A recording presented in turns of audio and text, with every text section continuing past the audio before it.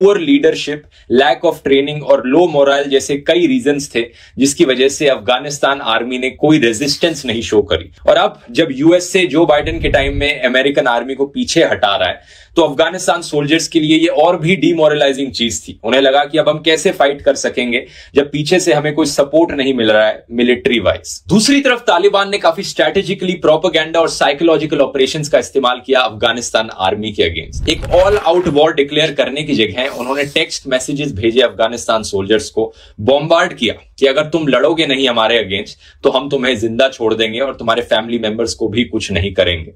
ऐसी धमकियां दी गई कि हजारों की तादाद में अफगानिस्तान के सोल्जर्स ने अपनी आर्मी को डिजर्ट कर दिया और वो साइड स्विच कर गए। क्योंकि at the end of the day कोई भी आम आदमी अपने और अपने परिवार की सुरक्षा को सबसे पहले देखता है। यहां उन्हें दिख रहा है कि अगर वो तालिबान के सामने अपना सर झुका लेंगे तो वो जिंदा बच जाएंगे, उनका परिवार जिंदा बच जाएगा, तो क्यों नहीं वो ऑप्शन चूज करेंगे। स्पेशली तब जब दूसरी तरफ जो उनका लीडर है वो खुद इतना मोटिवेटेड नहीं है, उसे खुद पर कॉन्फिडेंस नहीं है कि वो जीत सकता है और वो खुद देश छोड़कर भाग जाता है। अगर हम अमेरिका की बात करें तो अमेरिका के लिए ये कई मायनों में बड़ी बेइज्जती वाली बात है। एक ये फोटो बहुत वायरल हुई थी सोशल मीडिया पर अभी, जहां पर एक अमेरिकन हेलीकॉप्टर साइड में दिख रहा है अमेरिकन एम्बेसी के अफगानिस्तान में। ये फोटो एक्चुअली में काफी सिमिलर है एक 45 ईयर ओल्ड पुरानी फोटो से जो ली गई थी साइगोन साउथ वियतनाम में।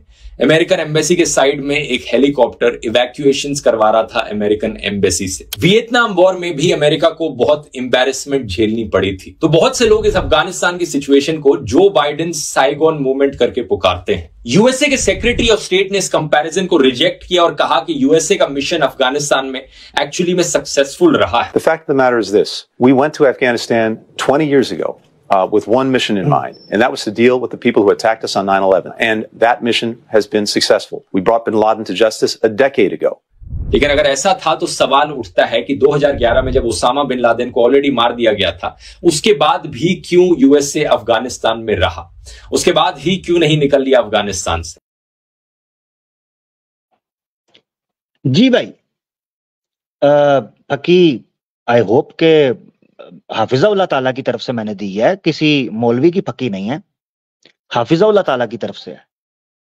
चलें इस फकी के साथ थोड़ा नॉलेज में इजाफा भी कर देते हैं कुछ हमारे दोस्तों का, ठीक है ना जी। ये जी मैं स्क्रीन शेयर कर रहा हूं, थोड़ा कुछ सर्वे पढ़ते हैं, आ जाए। ये भी हाफिज़ाउल्लाह ताला एंड जी हाफिज़ाउल्लाह, ये जी जूम कर रहा हूं मैं। ये प्यू रिसर्च सेंटर है, PRC, इन्होंने सर्वे करवाया था 2022 का, ये सर्वे पेश किया जा रहा है।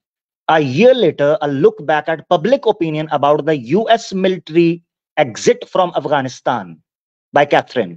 ठीक है जी, 4 पॉइंट्स रखे गए थे बड़े बड़े जिनके ऊपर सर्वेस करवाए गए थे। नंबर 1, क्या मिलिट्री इवैक्यूएशन जो इस टाइम की गई है वो राइट डिसीजन है या गलत डिसीजन है अमेरिका का? ठीक है जी, ये आपके सामने सर्वे है कि क्या अफगानिस्तान से ट्रूप्स को जो पुल आउट किया गया है वो कैसा डिसीजन है। सबसे पहला सवाल, हु से the US decision to withdraw troops from Afghanistan was the wrong decision, right decision? 54। ये जिन्होंने ये कहा कि अमेरिका का वहां से निकलना राइट डिसीजन था, 54% लोगों ने ये कहा है, अमेरिकन ने। पता क्या बात है? इसका मतलब यह उनको पता चल गया था इस जंग के अंदर हमारा कुछ भी नहीं बनना। दूसरा सवाल, हु से the US mostly failed or succeeded in achieving its goal in Afghanistan? ये कह रहे हैं ना जी, जो उसने करना था कर लिया। तो ये सर्वे देखें, 69% लोग कहते हैं कि अमेरिका फेल हुआ है अपने गोल अचीव करने में अफगानिस्तान में।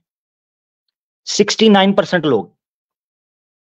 हाफिज़ाउल्लाह ताला कहते हैं, मौलवी नहीं कहते, तो टेंशन ना लें, ठीक है ना हमारे दोस्त, इल्मी किताबी बात करेंगे। तीसरा सवाल, who rate the job the Biden administration has done handling this situation in Afghanistan as?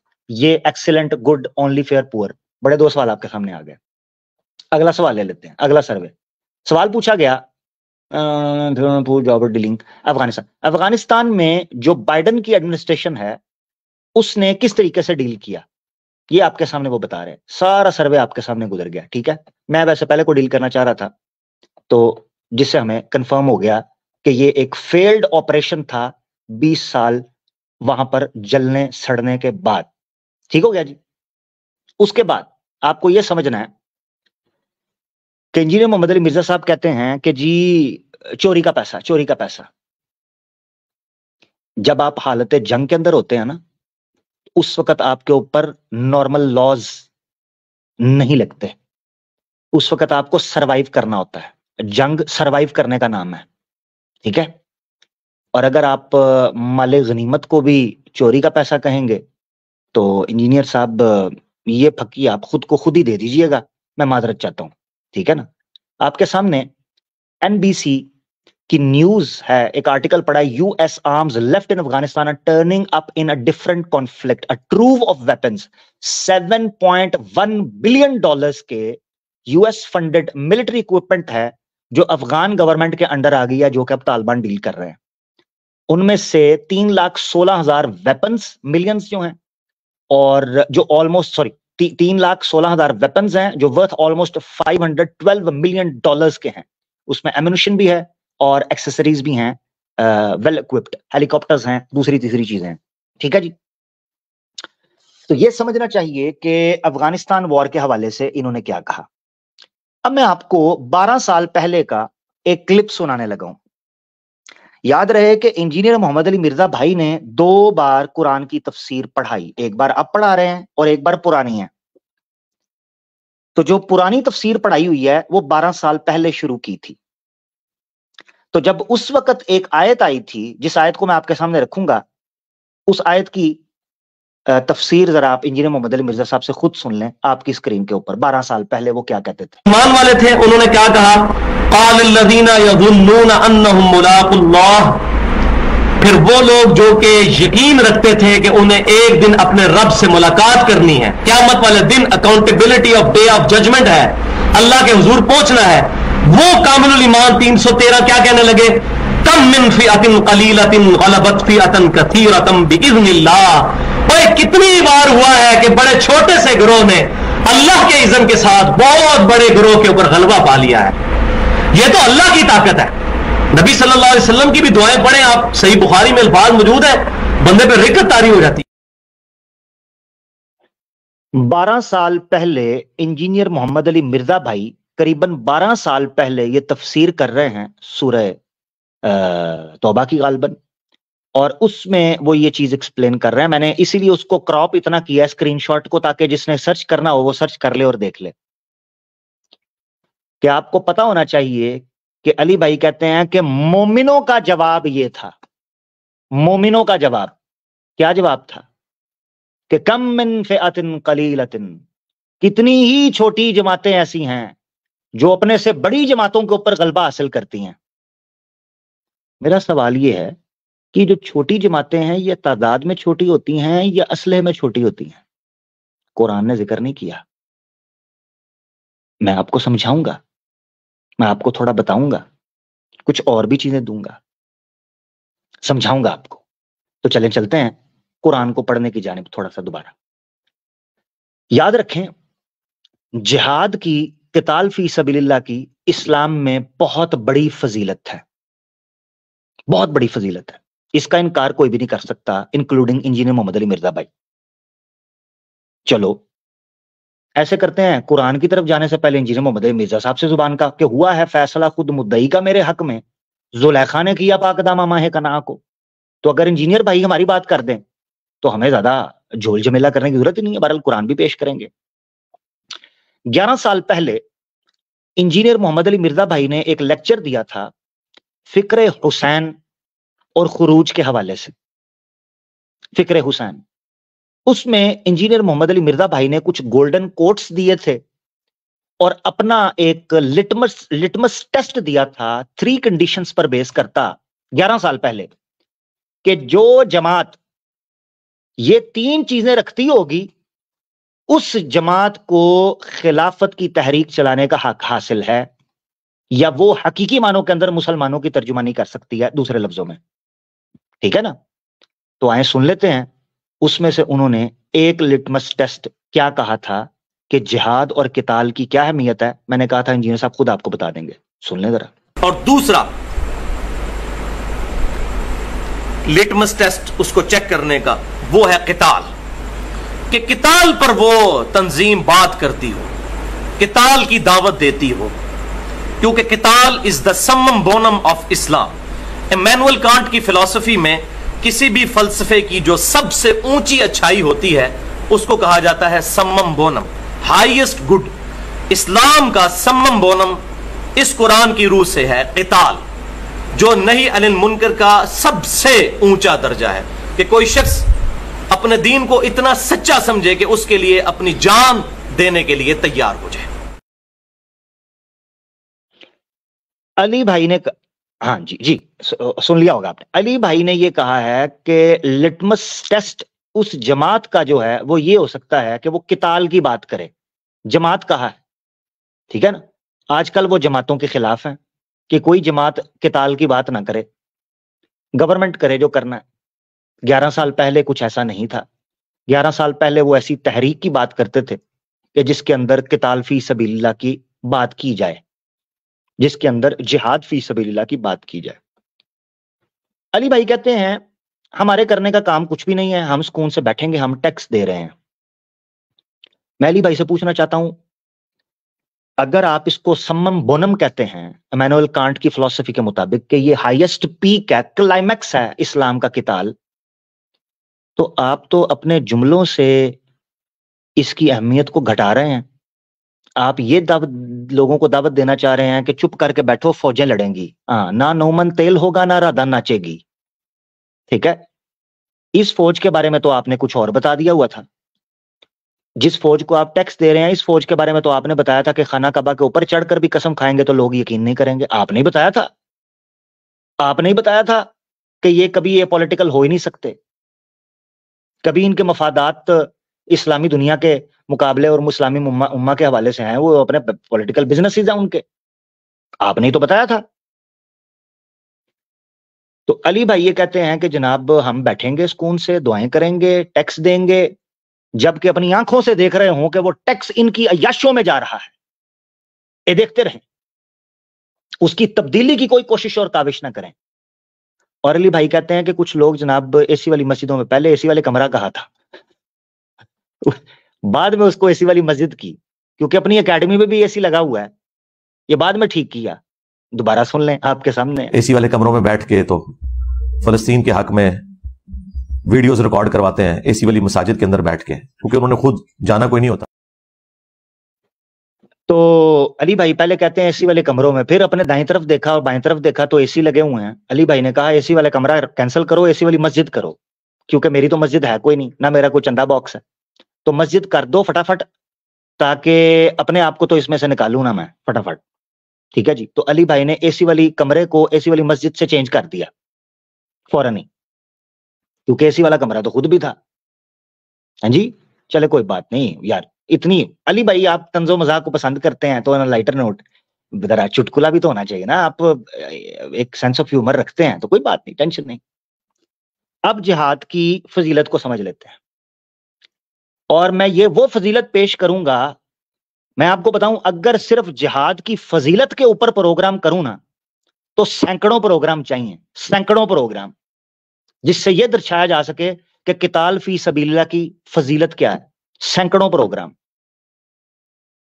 قرآن کا آپ یہ سمجھ لیں کہ 3/4 حصہ احکامات کے حوالے سے جس چیز کو ڈیل کرتا ہے نا, وہ قتال فی سبیل اللہ ہے, احکامات کے حوالے سے. تو میں جو فضیلت پیش کرنے لگا ہوں نا 2-3, وہ کرٹیکل ہیں اس لیے پیش کرنے لگا ہوں, اور کمپیریٹو ہیں کہ کیا مسلمانوں کے اندر جہاد کا جذبہ, قتال فی سبیل اللہ کا جذبہ یہ ہونا چاہیے, یا یہ ہونا چاہیے کہ فوج بن گئی ہے تو بس ٹھیک ہے ہمارا کام ختم ہوا. نہیں, اس جذبے کے ساتھ زندگی گزارنی ہے کہ جب کبھی موقع ملا میں میدان کے اندر جاؤں گا, کم از کم بات کرنا, کم از کم اس چیز کو دل میں جگہ دینا. خیر, آپ کے سامنے آیت رکھتے ہیں. پہلے سورہ نساء آیت نمبر 95 ہے. اللہ تعالیٰ فرماتے ہیں لا يستوي القاعدون, لا يستوي القاعدون من المؤمنین غیر اولی الضرر والمجاہدون فی سبیل اللہ باموالہم وانفسہم فضل اللہ المجاہدین باموالہم وانفسہم علی القاعدین درجہ. اللہ تعالیٰ فرماتے ہیں کہ نہیں برابر ہو سکتے وہ مومن جو بغیر کسی شرعی عذر کے بیٹھے رہیں، والمجاہدون فی سبیل اللہ، اور وہ مجاہد جو میدان کے اندر اپنی مال اور اپنی جان کے ساتھ ذاتی طور پر اترے ہوئے ہیں، وہ تو کبھی برابر ہی نہیں ہو سکتے، کیونکہ اللہ نے فضیلت دے دی ہے مجاہدوں کو اپنے مال اور جان کو خرچ کرنے کی وجہ سے، علی القائدین درجۃ، جو اپنے گھروں میں بیٹھے ہوئے ہیں درجہ۔ میرا علی بھائی سے سوال ہے، سیلف پروجیکشن سے ہٹ کر کیا کبھی ہمارے دل میں یہ تڑپ نہیں پیدا ہوتی کہ ہم پیچھے رہ گئے ہوئے ہیں؟ کبھی یہ تڑپ پیدا نہیں ہوتی کہ ان کے رتبے کیا ہیں؟ شہید کو دیکھ کر میدان فی سبیل اللہ کے اندر جو لڑنے والے ہیں، قتال فی سبیل اللہ کرنے والے، ان کو دیکھ کر کبھی رشک پیدا نہیں ہونا چاہیے امت مسلمہ کے اندر؟ آپ کہتے ہو ہمارا ذمہ ختم ہو گیا، گلٹ فیل کرنے کی ضرورت ہی نہیں ہے۔ کیسے سوئیں گے؟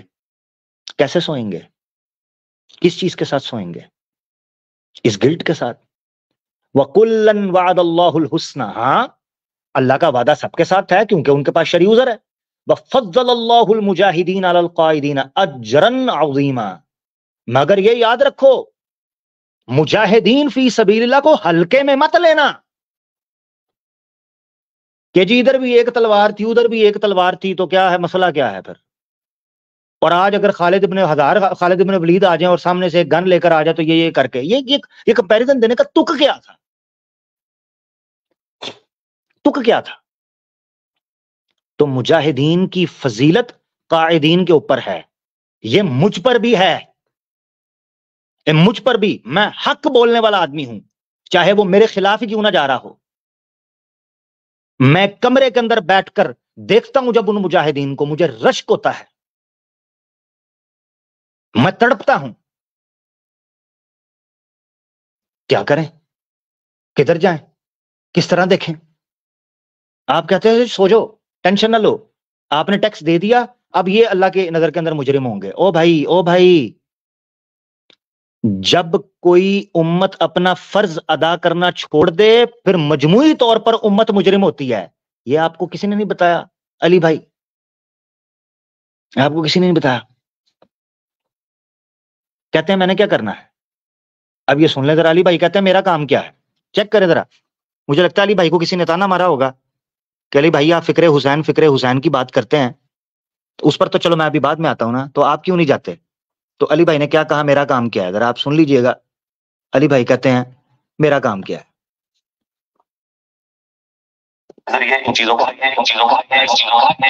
اوہو، یہ چلاؤں گا تو کچھ کا کچھ ہی، پھر اس کا مطلب ہے ادھر سے نکلنا پڑے گا، پہلے ادھر سے نکلنا پڑتا ہے پھر اس کو سنانا پڑتا ہے۔ چلے میں ادھر سے نکل جاتا ہوں۔ یہ سنیں جی، علی بھائی کیا کہتے ہیں کہ میں نے کیا کرنا ہے؟ دیکھنے کا کام ہے ہمارا، کام صرف اپنی ویڈیوز کے ذریعے ان چیزوں کو ہائی لائٹ کرنا ہے، دیٹس آل۔ یہاں بیٹھ کے اڑ کے مرنا نہیں ہے آپ نے کہ پتہ نہیں ادھر کیا ہو گیا۔ اور یہ بھی یاد رکھیں، اسلام کی تو تعلیمات یہ ہیں کہ دنیا میں آپ نے ظلم کے خلاف آواز اٹھانی ہے، خواہ کسی نان مسلم کے اوپر بھی ظلم ہوتا ہو۔ بالکل، اس سے تو 100% ایگری ہیں۔ تو علی بھائی کہتے ہیں، جس مقصد سے میں یہ سنا رہا تھا، علی بھائی کہتے ہیں کہ ہمارا کام ہے صرف ویڈیو بنانا اور بس، ٹھیک ہے نا جی، ویڈیو بنانا ہے اور اس کے بعد بس۔ اور میں یہ کہتا ہوں ہم مجرم ہیں، بحثیت امت مجرم ہیں، اور جن لوگوں کی جتنی بڑی آواز ہے وہ اتنے بڑے مجرم ہیں۔ میں سننا چاہ رہا ٹھیک ہو گیا، اچھا میں یہ چیز سننا چاہ رہا ہوں کہ امت مسلمہ کے ایک اس تصور کو پیش کیا جائے جس تصور میں درد ٹپکتا ہے، جس تصور میں میرے آقا دو جہاں صلی اللہ علیہ وآلہ وسلم کہا کرتے تھے کہ مسلمان ایک جسم کی مانند ہے۔ مجھے یہ تو بتاؤ کہ کیا میری ٹانگ میں زخم ہو میں چین سے سوتا ہوں، اور آنکھ میں ہو تو پھر جاگتا ہوں؟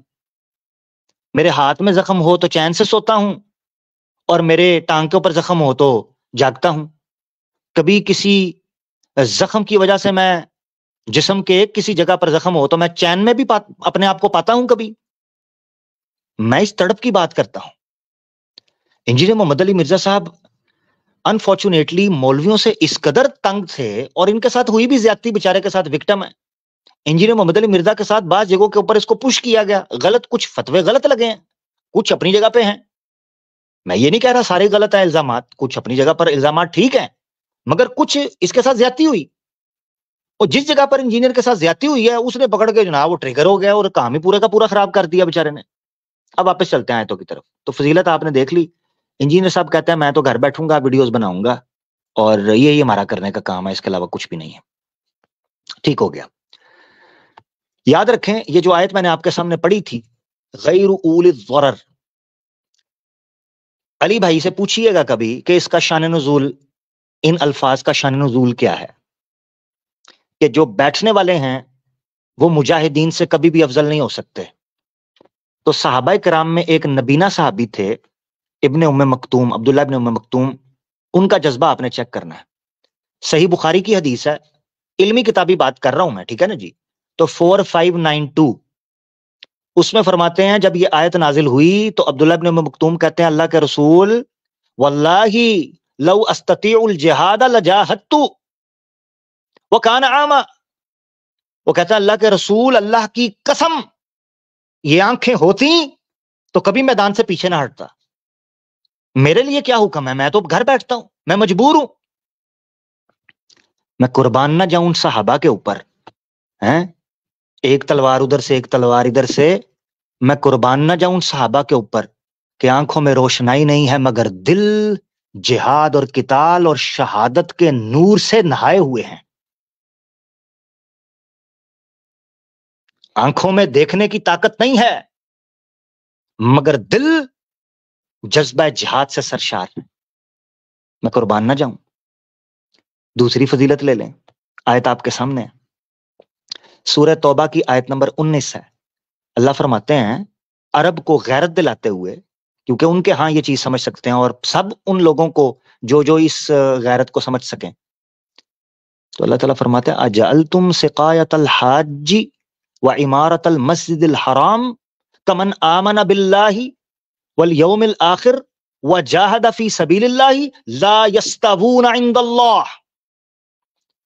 اللہ فرماتے ہیں او کیا تم نے یہ سمجھ لیا ہے کہ حاجیوں کو پانی پلانا اور مسجد حرام کے مجاور بن کر بیٹھے رہنا، اے عربو، او سعودیہ کے لوگوں، او دبئی کے لوگوں، او یو اے ای کے لوگوں، کیا یہ سمجھ لیا ہے کہ حاجیوں کو پانی پلائیں گے، مسجد حرام کے اندر روبوٹک مشینیں لے کے آئیں گے، آب زمزم بھر بھر کے پلائیں گے، پنکھے لگائیں گے، ہوٹلز بنائیں گے، تو یہ برابر ہو جائے گا ان حماس کے لوگوں کو، ان فلسطین کے لوگوں کے لیے، ان کشمیر کے لوگوں کے لیے، ان شام کے لوگوں کے لیے، ان عراق کے لوگوں سے، ان افغانستان کے لوگوں سے، ان چائنا کے لوگوں سے، ان امریکہ کے لوگوں سے، ان یورپ کے لوگوں سے، جو اپنے حق کے لیے مارے کھاتے رہے اور اللہ کے راستے میں جہاد کرتے رہے، برابر ہو جاؤ گے کیا؟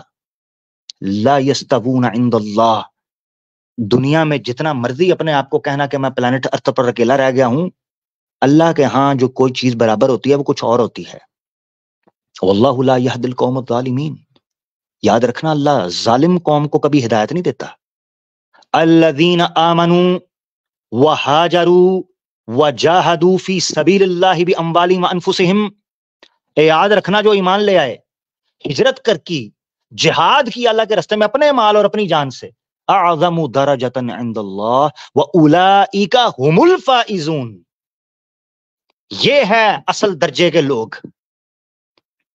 میں انجینئر صاحب سے توقع کرتا تھا کہ کم از کم ان کے اس جذبے کو اپریشیٹ تو کریں، مجاہدین فی سبیل اللہ کو اپریشیٹ۔ افغانیوں کو بھی ہوا میں اڑا کے رکھ دیا، عراقیوں کو بھی ہوا میں اڑا کے رکھ دیں گے، حماس کو بھی ہوا میں اڑا کر، جی تلوار ایک ادھر سے آتی تھی ادھر سے آتی تھی۔ اپنے لوگوں کو اپریشیٹ کرنا، کبھی کسی کو اپنے علاوہ اپریشیٹ کرنا سیکھا ہے؟ کبھی کسی کو اپنے علاوہ اون کرنا سیکھا ہے؟ اللہ کے ہاں تو درجے میں وہ بڑے ہیں۔ ایک حدیث بھی دے دیتا ہوں جو اس چیز کی طرف اشارہ کرے گی کہ جہاد کی اور قتال فی سبیل اللہ کی فضیلت کیا، جو صحیح مسلم کی حدیث ہے 1910۔ اللہ کے رسول فرماتے ہیں، ابو ہریرہ سے روایت، کہ من ماتا، جس کی موت ہو گئی اس حال میں، ولم یغزو، جس نے کبھی قتال فی سبیل اللہ نہ کیا ہو، ولم یحدث نفسہ بہ، یہاں تک کہ کبھی دل میں خواہش بھی نہ کی ہو کہ میں نے ٹیکس دے دیا ہے، میں نے یہ کر دیا ہے، میرا کام ویڈیو بنانا ہے، کبھی خواہش بھی نہ کی ہو، ماتا علی شعبۃ من نفاق، وہ منافق ہونے کے ایک ٹکڑے کے اوپر مرا، ایک کوالٹی کے اوپر مرا منافق ہونے کی. ایسے ہی مسلم کی ہے. اب آپ نے سنا ہوگا کہ علی بھائی کہتے تھے کہ جناب میں آپ کو ڈرا نہیں رہا، میں تو یہ بتا رہا ہوں کہ پاکستان تے شاہی کوئی نہیں، میں تو یہ بتا رہا ہوں مسلمان تے شاہی کوئی نہیں، میں تو یہ بتا رہا ہوں حماس تے شاہی کوئی نہیں. میں آپ کو ڈرا نہیں رہا، بس میں آپ کو یہ بتا رہا ہوں کہ ان کے پاس F-35 ہے، F-16 سے وہ بمبارڈمنٹ کر رہے ہیں، وہ ان کے پاس بڑا خطرناک اسلحہ ہے، تو ان سے نہ بھڑنا. علی بھائی کہتے ہیں جی برابری کا اسلحہ ہو، وہ برابری کا تو ساری زندگی نہیں ہونا، تو ہتھیار پھینک دیں. ہاں جی، ایک تلوار ادھر سے ایک تلوار ادھر سے، برابری کا جی اسلحہ ہے، تو یہ تو کبھی بھی نہیں ہونا. افغانیوں کے پاس کہتے ہیں جی افغانیوں کے پاس رشیا کا اسلحہ تھا اور امریکہ ادھر سے اپنا اسلحہ لے کے آیا تھا. وہ اسلحہ 80 کی دہائی کا تھا، 90 کی دہائی کا تھا. امریکہ جو اترا تھا وہ لیزر گائیڈڈ گنز تھیں، جی پی ایس سسٹمز تھے، نائٹ ویژنز تھے، ڈرون ویژنز تھے، نیویگیشن سسٹم تھا. سمجھ رہے ہیں؟ وہ سکیننگ تھی، سکین کرتی تھی، ہیٹ ڈیٹیکٹ کرتا تھا، وہ گنز تھیں. 20 سال لڑے ہیں وہ لوگ، 20 سال. کبھی ان کا اسلحہ ہاتھ لگتا تھا تو 4 بندے اور مار لیے، نہ لگا تو رشیا کے بندوقوں کے ساتھ، رائفل کے ساتھ جو ہے نا بات کی، پرانی رائفلوں کے ساتھ، G3 جو ہوتی تھی بڑی رائفل. تو میرا سوال یہ ہے علی بھائی کہ آپ کا 9 من تیل تو پورا نہیں ہونے کا، تو امت مسلمہ تو بیٹھ جائے دعاؤں کے اوپر. تو جو مورال اپ کرنا ہوتا ہے، جو تحریض دلانی ہوتی ہے، وہ کدھر جائے گی؟ چلو آپ کو ایک قصہ سناتے ہیں. ماضی کے اندر ایک بادشاہ ہوا کرتا تھا. توجہ سے سنیے گا کہانی. ماضی کے اندر ایک بادشاہ ہوا کرتا تھا، اس کے علاقے پر جنگ لگ گئی، بارڈر پر. اس نے فوجیں بھیجنی شروع کی. اب جہاں فوج بھیجے وہ فوج کو شکست ہو جائے، جہاں فوج بھیجے فوج کو شکست ہو جائے. اس نے اپنے وزیروں کو بلایا، اس نے کہا کہ یار جیت نہیں ہو پا رہی، کوئی حل تو بتاؤ، اس سمسیا کا کوئی سمادھان تو کرو. سب بولے. اس نے کہا نہیں، یہ بھی آزما چکے ہیں، یہ بھی آزما چکے ہیں، یہ بھی آزما چکے ہیں. تو ایک علی بھائی بھی تھے وہاں پر، انٹلیکچوئل، ہمارے پیارے علی بھائی. ہر زمانے میں انجینئر تو پھر ہر زمانے میں ہوتا ہے نا جی، ہر گھر سے انجینئر نکل آتا ہوتا ہے آج کل. تو وہاں وہ نکل آئے. تو اس نے بھی اس وقت نعرہ مار دیا، نہ میں بابی نہ میں بابی، میں ہوں مسلم علمی کتابی. اس نے نعرہ مار دیا وہاں پر. تو بادشاہ نے کہا اس کو بلاؤ، یہ کوئی نئی ورائٹی آئی ہے مارکیٹ میں، اس کو بلاؤ، لے کے آؤ ذرا، اس کو بھی سنیں. انہوں نے کہا بادشاہ سلامت، میں آپ کو ایک پھکی فارمولا دینے لگا ہوں. انہوں نے کہا یہ کون سا فارمولا ہے؟ انہوں نے کہا یہ فارمولا یہ ہے کہ آپ ایسے کریں، آپ بارڈر سے فوجوں کو واپس بلا لیں. بادشاہ اور سارے وزیر منہ دیکھنا شروع ہو گئے. انہوں نے کہا یہ کیا بات کر رہے ہو؟ انہوں نے کہا دیکھیں اتنا پیسہ، اتنی فوج، اتنا اسلحہ ضائع تو ہو رہا ہے، واپس بلا لیں. انہوں نے کہا کم بخت واپس بلا لوں گا وہ ساری فوجیں چڑھ آئیں گے ملک کے اوپر. انہوں نے کہا میں آپ کو بتا رہا ہوں نا جیتنا کیسے ہے، میرے پاس ٹیکنیک ہے، آپ بلا لیں واپس. تو بادشاہ نے کہا یار بات تو بندے کی جنمن لگ رہی ہے، انجینئرنگ اچھی کر رہا ہے، تو ہو سکتا ہے بات اس کی ٹھیک ہو. انہوں نے فوجیں واپس بلا لی، واپس بلا لی وہاں سے فوجیں. اب دشمن چڑھ پڑا، اس کا تو انتظار تھا کہ یہ ریٹریٹ کریں، میں جناب ان پر چڑھ پڑوں گا. وہ بیک آف ہوئے ہیں، فوج اوپر چڑھ گئی ہے، پورا ملک قبضے میں، بادشاہ کو بیڑیاں پڑ گئیں، اور جناب وہ پھکی فارمولا والوں کو بھی ادھر انہوں نے دھر لیا، سب کو دھر لیا، سب کو دھر لیا. اب جوتے پڑ رہے ہوں وزیروں کو، فوجیوں کو، مشیروں کو، بادشاہ کو بھی ننگا کر کے ٹانگ دیا انہوں نے. تو بادشاہ نے نا کسی بندے کو کہا، انہوں نے کہا یار وہ جو پھکی والا فارمولا آیا تھا اس بندے کو تو مجھے دکھاؤ کدھر ہے. وہ تو کہتا تھا کہ فوجیں واپس بلا لو، میں تمہیں بتاتا ہوں جیت کا نسخہ کیا ہے. انہوں اس کو بلایا گیا، اس مشیر کو. وہ جب آیا تو بادشاہ نے کہا مغز مارے پنوتی، تو نے مجھے کہا تھا فوجیں واپس بلا لو، اسلحہ ضائع ہو رہا ہے، لوگ مر رہے ہیں،